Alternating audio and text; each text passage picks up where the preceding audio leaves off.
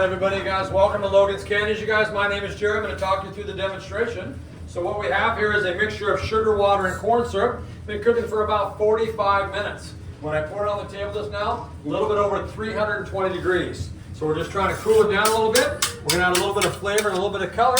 And in about 20 minutes, we're going to be heading over the table behind me, pulling out our candy canes. So how many of you guys here for the very first time have never seen this before? How many first timers here never seen this before? Wow, the majority of you, very good. How many returning customers, how many people have been here before? A few of you, very nice. A few more, excellent. Well, welcome you guys, glad you could make it. So we're going to do the traditional candy canes today. We're going to do a little bit different take on the color. We're going to do what we call the Hannah cane. When our first daughter Hannah was born, 30 years ago, we actually decided to name a candy after her. We took the traditional peppermint candy cane, a little bit more mild peppermint. We had a Victorian Christmas color, which is a burgundy and white stripe, and we today still make them and call them the Hannah Canes. So instead of a red wine, we're going to do a burgundy with a white stripe, and then we'll add some flavor to it as well. Now this is the same recipe we've been using here at Logan's since 1933. Same recipe, same marble slab, same hook on the wall, same stove, same heater. I've not been here quite that long. I got here this morning about 10:30, just on time. Had to pick up a few supplies. So, and I just want you guys to know we also do haircuts here. We're done here today. If anybody's interested, happy to help out. But I warn you right now, I only do one style I know how to do is the bald look, because bald is beautiful. Looks like I'm the only bald man here today, but that's okay. Yes. Anybody? Yes, bald is beautiful. That's what the bald man says. All right, so we're going to separate out a little bit. We're going to start out with our burgundy stripe first. Then we're going to add a little flavor to it and show you how we turn the candy cane white. Now the white portion of the candy cane is the middle or the base of the candy cane is the only part that actually has flavor. There's no color, no flavor whatsoever in the color or the stripe of the candy cane. So what that means is the candy cane is all white in the center and the stripe it just goes on the outside edge to give it its ordinary coloring. So I'm going to separate a little bit out here. Then we'll start out by adding some color. All right, so you can see I have a stripe here on my left. This will be our burgundy stripe, and the larger portion here on the right is going to be the white part, which remember is the only part that is flavored. So I'm going to do a quick lock change. So you can see I've got a multitude of colors here. Lots and lots of red this time of year because we're into the season already. But I've got some blue and pink and green and all kinds of different colors. But today we're going to concentrate on a burgundy stripe. So we're going to add a little bit of color to it. So we're going to use what we call a gel or a paste-based color. And all that means it is not a water-based color. If you use a water-based color, it can kind of dissolve the sugar and make it a little bit sticky. So just use a gel or a paste-based color. Remember, no flavor whatsoever. This is going to be just the color only. And I got this tiny little vial here, so let me get a little bit of color out. And then we'll mix that in for just a minute or so. Once again, no flavor at all. That is just the color only. And we're going to mix that in for a minute or two. Then next we'll show you how we change the color and also add the flavor to it. Now we do our candy canes here at Christmas time in 4 different flavors. We do the traditional red and white candy cane. That is our #1 selling candy cane by far of the Christmas season. Traditional red and white color with a traditional peppermint flavor. #1 selling candy cane by far. Now we're also doing our peppermint canes, which is the Hannah Canes, which is the same flavor, just a little bit a different color with a burgundy and white stripe. We also do a cinnamon flavored candy cane. That is going to be the red, white, and green you see right there. Take away the big red stripe, we make it green. That way we can tell those are cinnamon. Now we also do a cherry flavored candy cane. I don't have a sample to show you here, but it is a very tasty flavor. And for the Christmas season, we make it burgundy with a green and white stripe. In fact, I think way down there on the end, I might actually have one of the cherry flavored ones over there on display. So very tasty cherry flavor. And then last but not least, we have our root beer flavored canes, which are the orange, yellow, and brown, just like you see right there. Trying to keep all 4 flavors in stock the best we can during the Christmas season. Now, not only do we make our candy canes here, but we make our ribbon candy as well. In fact, the ribbon candy and the candy canes are the exact same recipe. The only difference with the ribbon candy, once we get over to the table in front of the heater back here, we would just pull it out and shape it a little bit different. But other than that, the recipe is exactly the same.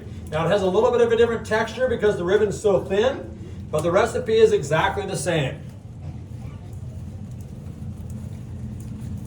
Now we do make ribbon candy all year long. We stock between about 8 and 12 different flavors.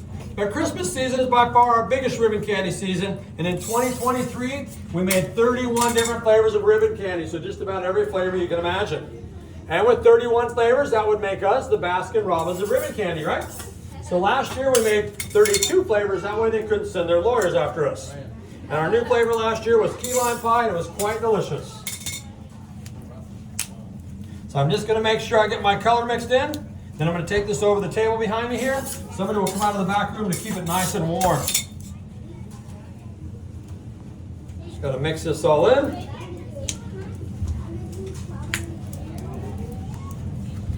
All right, looking pretty good to me. So let's take it over the table behind me here, and we'll show you how we're going to keep it nice and warm. There it is. There's the color I'll mix. It almost looks black or purple, but it's actually burgundy.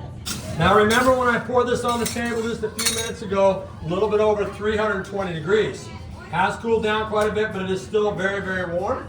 So we're going to take a little reading here with my handy dandy thermometer, see where we stand. Let's take a little reading. We are still at 192 degrees right there, so you can see it's very, very warm. 192.9, I think it says, right? 1.2. Very, very warm still. See that there? Very, very warm. All right, so now we're going to add some flavor. Remember, we're adding peppermint flavor. Now this vial right here that Stevie's handing me has a very small amount of liquid. That is actually less than a quarter ounce. In fact, that's just about an eighth of an ounce right there. And that's all it takes to flavor the entire batch. Luckily, it doesn't take too much because it does run well over $600 a gallon. But luckily, a gallon goes a long, long way. So we're going to mix that in just a little bit here, just like we did the color. Now, I'm not sure if you saw me put a couple drops on the table there, but I'm going to heat that up in just a minute, and then you should be able to smell the flavor because, like I mentioned before, very, very strong. Remember, this is going to be the base of the white part of the candy cane. When we change the color here in just a minute, we're all going to do it all naturally. We're actually not going to add any color to it to make a change, and you'll see how that happens here in just a minute. It has nothing to do with the flavor. It would still change color, even if there was no flavor at all. This is the part of the job where I feel very needed. Feels nice to be needed, right? A little baker's joke there. All right, so I'm going to warm up those drops right there, and you should be able to smell the flavor here in just a minute. Very, very strong. See if I can kind of waft it over your direction. You should be able to smell it right out the hood there in just a minute. The fan will blow it right out there to you. Now watch carefully, you guys, because it does happen rather quickly. Keep your eye on the big blob up here. Here we go, you guys. There it is. Thanks for coming, you guys. There it is. Merry Christmas. Wow, tough crowd, tough crowd. No, thank you, thank you. Only kidding, only kidding. We wouldn't do that to you. Just kidding. We're going to head over the hook, and this is how we're going to change the color of the candy cane. Now we're doing a couple things here on the hook. Number one, we're adding a little bit of air to it. Also the stretching of the sugar crystal, and that's what causes the candy cane to turn nice and white. Very similar to the way you might whip egg whites at home, or how when you stretch out a rubber band, how the color lightens up a little bit. And you can see with each and every pull, it gets a little bit lighter and a little bit lighter. Or in my case, a little bit heavier and a little bit heavier, right? Now the whole batch is a little bit over 20 pounds total weight. I've got about 17 pounds here on the hook for the white part of the candy cane. Stevie's got about 3 pounds or so of that burgundy stripe, keeping it nice and warm for us. So this is what we call Jerry's Gym, also known as my holiday health spa. That way I don't have to go to the gym this time of year. All right, I confess I don't go to the gym any time of the year. This is the only workout I get right here. This is it. But I do drive by the gym a lot because my favorite donut shop is right next door to the gym. And I obviously do love the donuts. I think that's called job security, right? A donut shop next to the gym. Not unlike having a dentist office across the street from a candy store. That is called job security for them over there. I know the lights are on, but that is definitely a dentist over there. Now, anybody see the movie Tangled? Doesn't that kind of look like Rapunzel's hair there a little bit? Well, we're pretty certain the people that did the graphics on that movie Tangled came here when they were kids, watched us make candy canes, and that's how they came up with that idea. So we had our attorneys contact them and ask for a mere 1% of the proceeds. Got no response whatsoever. But it can't hurt to ask, right? Then you'll notice as it gets lighter and lighter, it kind of starts to look like Elsa's hair from Frozen. We all know that movie made hundreds of millions of dollars. So we had our attorneys contact them as well. In this case, we only asked for 0.5%. Once again, got no response at all. As my wife keeps telling me, Jerry, you just have to let it go. Let it go, all right? Little dad joke there, sorry. Just a few more pulls, and we're going to take it over the table here in just a minute, and we'll show you how we put it all together. Now, I don't count how many times we pull it. We just keep pulling until we get a nice bright white. Every batch is slightly different. Some batches start out lighter, some start out darker. Then depending on the size of the candy cane, the flavor, and the color, that will determine how long we pull it or how white we want it to be. And I'm going to show you what we're doing back here in just a minute. Now, in the meantime, if you'll take a look at these couple of candy canes up here on the window in front of you, if you look real close, you'll notice all the Christmas colored candy canes have two things in common. They all have 5 little stripes, and they all have 1 big stripe. Now, that is kind of our trademark here, Logan's, and that's what I'm putting together behind the heater back here. And I'll show you in just a second what we're putting together. So I've cut about the burgundy stripe just about in half here. To make a little bit of a log out of it. I cut off a little bit of white as well. Remember, they are very, very warm still, so they're going to stick right together. So this first piece that I'm going to show you here, this is going to make up our 5 little stripes. Just like you guys see on the candy canes up there. This will be our 5 little stripes here. Can you guys all see that? And since we're making peppermint candy canes, our other stripe is going to be a burgundy stripe as well. And being that this is burgundy, I like to nickname it the big bird, the iceberg right there, right? There it is. There's our other stripe. Now what Stevie's working on right there is what we call a giant breath mint, because we understand somebody out there tonight has incredibly bad breath. We know who you are. As long as you laugh at my jokes, I won't have to point you out. Just kidding. I'm sure it's somebody out there, not me. Just kidding, just kidding. That is going to be the middle of the candy cane. Now this first piece that I showed you, as you can see, I have stretched it out here. We're going to get it just the right length. We're then going to cut it into 5 equal pieces, and that's going to make up our 5 little stripes, just like you see on the window right there. Now we've been using that same pattern since 1933, and in almost 92, almost 93 years, we have never miscounted yet. So if you guys don't mind helping me out tonight, we're going to ask you to help us count out the stripes. As always, we're going to begin with stripe number 1. Very good, number 1. That wasn't too bad. I think you guys can do a little bit better. We'll give you another shot at it. After stripe number 1, next in line we have stripe number 2. Very good, number 2. And as always, after stripe number 2, next we have stripe number, that is correct, number 3. Very good, excellent job. And as always, after number 3 comes stripe number. Oh yeah, guys, you're catching on there. That's right, number 4. Excellent job. And last but not least, our final stripe tonight, my favorite stripe, number 5. Very good, number 5. Good job, guys. Excellent job there. And actually, we're going to take a little bit of white here. We're going to add it onto the edge here just to hold that stripe in there. So now if you guys will take a look up this direction, you can see here I have put together here our 5 little stripes, kind of a blanket of stripes, if you will. There's our 5 little stripes right there. Some people say it looks like bacon. We'll put that right on top of the block there. Remember, they're both very, very warm still. So to put it right on top there, it should just stick right to it. Now use your imagination here. If I had red stripes and I added a little bit of blue and some stars, what would we have? That's correct, that's correct. Come back for the 4th of July batch. You get to see that one. Then we're going to take our other stripe, the big burgundy stripe, also known as the iceberg. Going to put that right here on the other side of the block, just like that. Remember, once again, it's very, very warm still, so it should just stick right to it. So now if you guys are watching right here carefully, I'm going to begin to stretch this out here. On this side here, we have our 5 little stripes. You guys all see that there? There's our 5 little stripes there.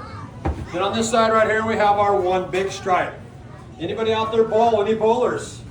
Anybody heard of bowling? Maybe you can take that down to the lanes and knock that down. How about any baseball fans?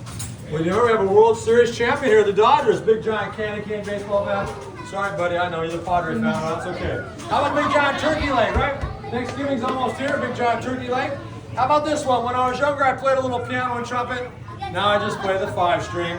I sing too, but it's not a pretty sound. How about this one here? A big giant fish or a whale with a candy cane tail. Of course, it just looks like a big giant candy cane to me. And if you watch carefully, when we get it just the right length and thickness, we're going to give it a little twist. And right before your very eyes, ladies and gentlemen, boys and girls, we have created the candy cane. There we go. Candy cane number 1. Here we go, another little cut. More rolling. More bending. Let's all give a big round of applause. Give it up, you guys, for candy cane number 2. Stay with me because remember, I still have 379 more to go. If we just continue to make just this size only, by the time we're done, we're going to fill up this table and make pretty close to about 365, 370 individual candy canes, one by one, just like you're watching now. Now that's the part where you're supposed to go, whoa, that's a lot of candy canes. Whoa! Nicely done, nicely done. Now we do this demonstration well over 250 times throughout October, November, and December. And by the time we get to December 24th this year, we'll have made almost 100,000 candy canes, one by one, just like you're watching now. Not bad, not too bad there. Now, as you can see, we do work kind of in an assembly line here. I work right here in position number 1. I pull the candy cane, making me, of course, the candy cane puller. Right here in position number 2, Abby, our daughter's doing 2 jobs to start out with. First off, she'll roll the candy cane, making her the candy cane roller. That's right. Then next, she'll hook the candy cane, making her the candy cane bender. Careful now, that's my daughter. And then down the other end, we have Ashley stacking the candy canes, making her the candy cane stacker. Soon somebody will come out of the back room to bag the candy canes, making them, of course, the candy cane bagger. And if it happens to be our oldest employee, who is my mother-in-law, I'd have to give her the title of the old bagger. That is just her title. I don't like to call her that, but that's what I have to call her. Okay, I like it a little bit because that's my mother-in-law. Just kidding. Now you can see we're all busy back here, guys, but I do have 1 job left. If I could get some volunteers from out there, we could use your help. Anybody want to help out? Just raise your hands. Great, because in the back room I got a whole bunch of dirty dishes right in the back you can do. Just kidding, only kidding. What we need is somebody to help us sample or taste test these candy canes. Come on, moms and dads, let's see those hands. No hand, no sample. Let's see it. I'm not feeling a lot. Oh, it looks like most of you. All right, go ahead and put your hands down, you guys. We're going to cut everybody a nice warm sample and bring it right out to you. The crusher, the squisher of the candy canes. A little squishing, a little crushing, a very pressing job. The pressure's on. And voila, we have some samples. So stay right where you are, guys. Going to bring out a nice warm sample. Remember, once they put it like you would a jawbreaker. So stay right where you are, guys. We're going to bring everybody out a nice warm sample. Chanting!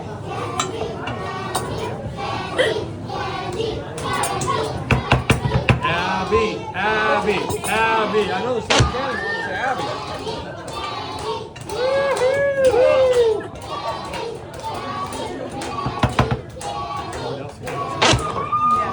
Is that just wine? I don't think they know they're supposed to stop. You got it.